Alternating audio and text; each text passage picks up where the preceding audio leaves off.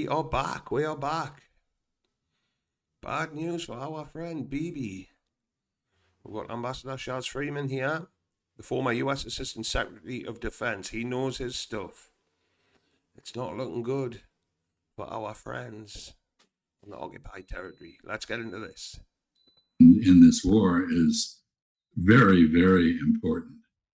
Basically, West Asia has been an Israeli and American military playground in which Israel and the United States, but mostly Israel, could do whatever it wanted because it had a qualitative edge militarily and was backed by the United States.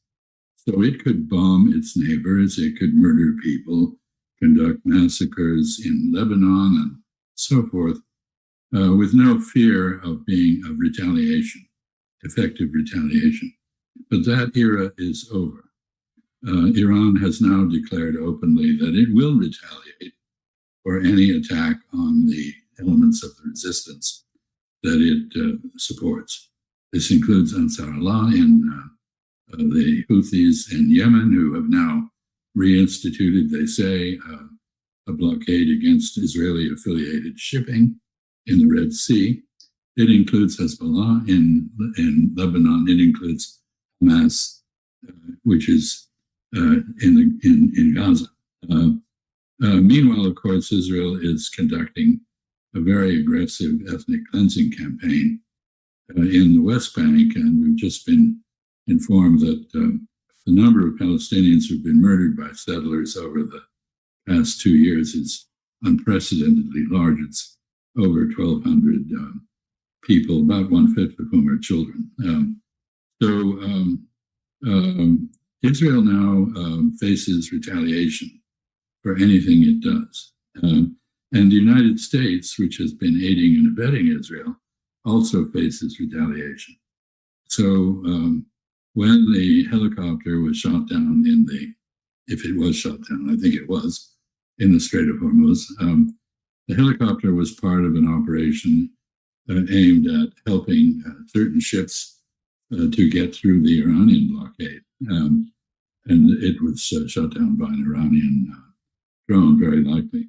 It's possible that it was a false flag operation by Israel because Israel wants the war to resume.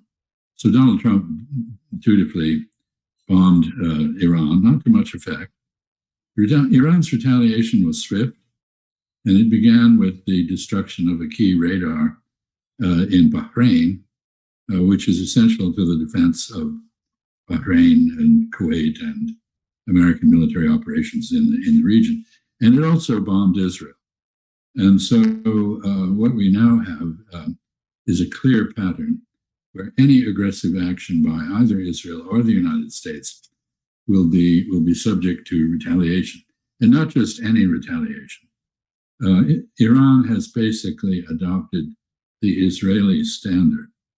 International law says you have a right of reprisal. If you are attacked, you may counterattack, but you can only do so proportionately. Israel has never respected that limitation. It has always attacked disproportionately.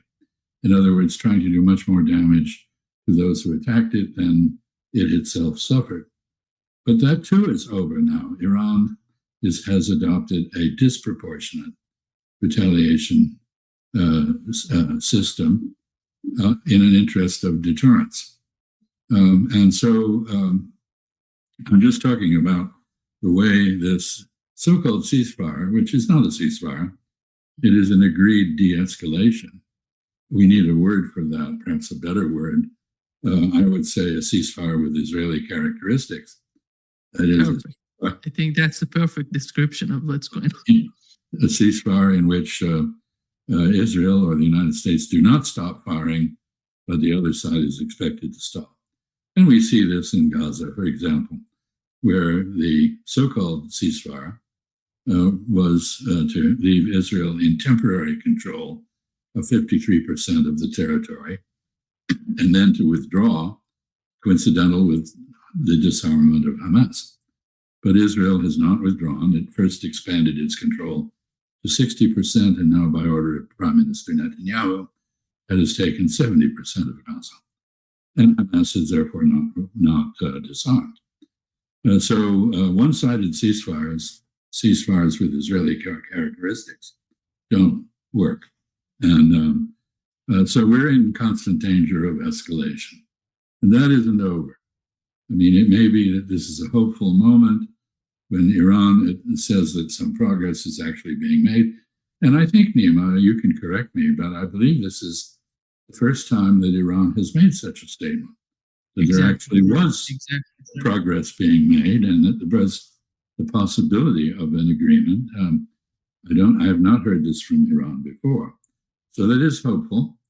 I don't know where this leaves Donald Trump and the United States. Whatever happens, I think the United States has been humiliated. And more to the point, Israel cannot ever again count on the United States to join it in attacking Iran. The costs are just too high. And they are. They certainly are. And we're all praying that this is the case. But I'm just going to jump to the next bit. But, you know, the real issue here is that the United States is not able to manage the Strait of Hormuz. Iran can. You know, there have been, Donald Trump claims that there have been all sorts of oil tankers coming out of the Persian Gulf. In fact, there may have been about 3 a day coming out, probably not Iranian oil, probably Iraqi or Saudi oil, had smuggled out basically, despite the Iranian effort to stop them. Iran has, of course, attacked tankers, and so has the U.S. The U.S. just killed 3 Indian sailors on I haven't seen much of an apology for that, but that is a tragedy. I think, you know, here we are, as I've said before, this is really a war of attrition. And, you know, it doesn't have to end in agreement. One possibility is that now that Iran has decided to retaliate against Israeli attacks on the region, not just itself, that becomes the norm, that Israel attacks and Iran retaliates. Well, that is fatal for Israel, because let's not forget that Israel was established as a safe haven for European Jews after the World War II Holocaust in Europe. Of course, then that the establishment of the State of Israel and the way in which it was established made the continued presence of Jews in the Arab world difficult, and most of them emigrated to Israel. So Arab Jews now make up a very substantial part of the Israeli population, and some of the most fanatic elements in that, for example, Ben Gvir, who's mostly Kurdish and Arab, not European by heritage. And so Israel has become a state that is unable to live at peace with anybody, whether it's the Palestinians or others, because of a paranoia that is infectious from European Jewry. European Jews were horribly treated historically by Christians in Europe, and this culminated in the Nazi Holocaust. Of them, 6 million or so died. Another 6 million Europeans, liberals, communists, Roma, other people were also killed. But anyway, the foundation of the State of Israel was to make Jews safe. But there is no place on earth that is less safe now for Jews than Israel. And that could very well continue to be the case if there is no peace. Iran is not going to give up its right to retaliate. And it's no longer intimidated by American backing of Israel. And then finally, again, going back to American politics and the international scene, we've seen the utter collapse of international support for Israel and the collapse of American public support for Israel, except among die-hard fanatics and elderly Republicans. who are basically functioning on the basis of inertia. No, a concept you probably understand better than I because you're an engineer, but inertia is a real force. So this is unsustainable. So it's, for Israel, this moment, Israel thought that eliminating Iran would guarantee its existence. Instead, it has created an existential challenge to Israel. And Israel needs to make peace, including in Lebanon, because Iran has extended its protection to Lebanon and demanded, as the original 14 points that have been published suggested, a peace in all of Lebanon, no attacks on Hezbollah, and an end to the genocide in Gaza. And so Israel's at a crossroads. It really needs to make decisions that it is clearly unprepared to make. The Israeli public continues to back every kind of horrific action by its military in Lebanon, even as the Israeli military fall apart with increasing desertion rates, people not reporting for duty when they're called up, and taking about 10 casualties a day in Lebanon, which doesn't sound like much compared to the death toll in Gaza, but is a significant burden on Israeli families and public opinion. And so finally, Donald Trump's political reputation is at stake here. But Netanyahu is in even greater peril. He's going to end up either in jail or escaping jail by exiling himself to some other country. I don't know who would want to take him at this point. He may go to Ukraine. Well, it's possible, but is Ukraine going to be in condition to receive him? There's a lot of ridiculous comment now, Ukraine turning the tide and so forth. No, it isn't. Ukraine has proven very, very brave, very innovative, very effective, beyond most people's ability to imagine. That's not unimportant, and Ukrainians should be given credit for that. But successfully holding off the Russians is not, for a time, is not a victory. And I think we're about to see a Russian push to end this war on Russian terms. We'll see. So will the neo-Nazi crowd that currently dominate Ukrainian politics still be there to receive Netanyahu? Isn't there an irony in the prime minister of a Jewish-dominated state seeking refuge among neo-Nazis? Anyway, this is a very strange time in history, I think. Very strange indeed. But wouldn't it be ironic? But furthermore, wouldn't it be an ironic twist of fate if these people are held accountable, if they have to live in fear, a taste of their own medicine perhaps?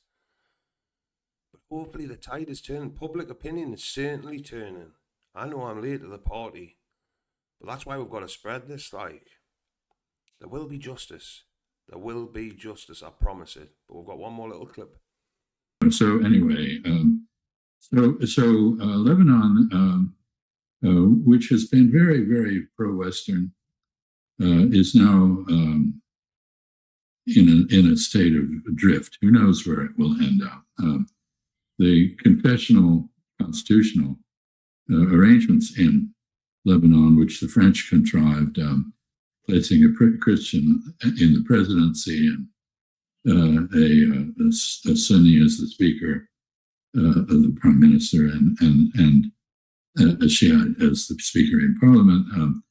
This is no longer viable, and Lebanon is in a constitutional crisis, with the Lebanese government collaborating with Israel against Hezbollah, which represents a very substantial number of Lebanese. So the whole region is being rewritten. And I guess I would say that from the outset, Iran said that any war would be regional in character. It would not be bilateral. And that mirrored the Israeli approach, which is regional. I mean, Israel is trying to expand its borders in all directions. Israel is the only state in the UN that doesn't have borders. Its borders are very elastic. They keep expanding. Part of Syria is now effectively under Israeli jurisdiction. Southern Lebanon, they are attempting to annex. Gaza, they are squeezing and attempting to produce ethnic cleansing and resettlement by Israeli Jews. Israel has lost the support of the international community. It is now the most boycotted state on the planet. It's the most loathed society. Its more extreme politicians are being subjected to immigration bans in Europe, can't get visas. This, despite the fact that Europe, for a long time, was troubled by guilt and vulnerable to Israeli charges of anti-Semitism. But anti-Semitism as a charge has lost its sting because of what those who level that charge, Zionists, are doing to ordinary human beings. So I think Israel's reached the end of a road, and it's going to have to make some decisions, and it doesn't seem to be capable of that. So we may see the slow collapse of Israel as a state, its depopulation, its withering away, much as the Christian Crusader kingdoms in the 11th and 12th centuries. Withering away. One can only hope. But it's true. Everyone's seeing what they're doing now. They can't hide behind anti-Semitism anymore. It's not anti-Semitic, no matter what the courts try to say, to criticise a foreign government. Especially when you don't live in that country. It's shocking what they're doing, man. Greater Israel. We'll all have to pray that it doesn't come to fruition, because Turkey will be next if they do get their way with Iran, but I don't think they can. They've underestimated the Shia. Underestimated them. And we just need to spread this far and wide, like this man here, Freeman. If the former politicians are seeing it for what it is, surely the people can see. I know they don't show us anything on mainstream media, the BBC, but people just need to start sharing this and pushing it. I do have faith. BIBI's time will come. I'm certain of it, but that's it for this one.